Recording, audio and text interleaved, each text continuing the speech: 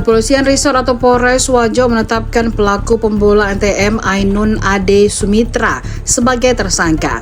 Terkuat usai Polres Wajo melaksanakan konferensi pers di Mapolres Wajo dipimpin Kapolres Wajo AKBP Muhammad Rosid Ridho pada Kamis 26 Juni 2025.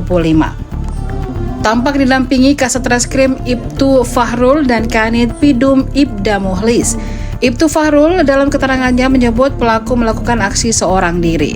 Lanjut, kata Ibtu, Fahrul telah mencuri kunci. Pelaku kemudian membobol ATM di sejumlah lokasi yakni Sabang Paru dan Pamana. Aksinya sempat berjalan lancar, namun kala dirinya melakukan pengerukan fasilitas di dalam kantor cabang Sengkang dengan dalih mengelabui, dari situlah modus kejahatannya terungkap. Jadi kami dari Satreskrim Polres Wajo dalam ini telah melakukan pengungkapan terhadap pelaku pencurian dengan pemberatan, yang dimana untuk TKP-nya di salah satu bank di wilayah hukum Polres Wajo. Untuk kejadian masuk pada hari Senin pukul 00.30 sampai dengan 02.00 WITA. Kemudian pada malam tersebut anggota melakukan penyelidikan di mana dicurigai terduga pelaku ini adalah orang dalam alias security-nya. Kemudian anggota memaksimalkan full bucket di lapangan dengan mendapatkan info terduga pelaku ini sudah meninggalkan wilayah Kota Wajo menuju ke Makassar. Anggota kemudian bergerak ke Makassar, tetapi tidak mendapatkan pelaku.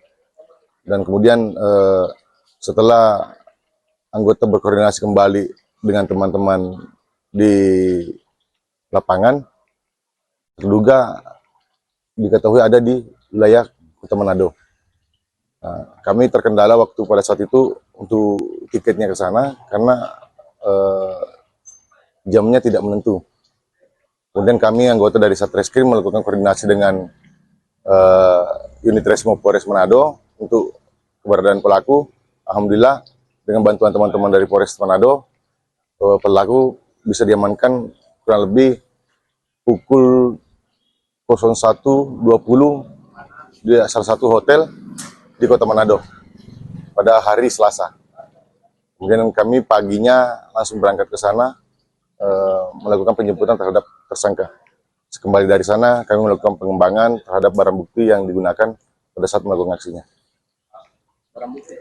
Untuk barang bukti yang kami berhasil amankan, uang tunai senilai 410.700.000, 5 buah kaset pengisian ATM, kemudian obeng yang digunakan untuk mencungkil, kemudian alat pemotong kertas yang digunakan untuk memecahkan kaca di pintu kantor bank tersebut.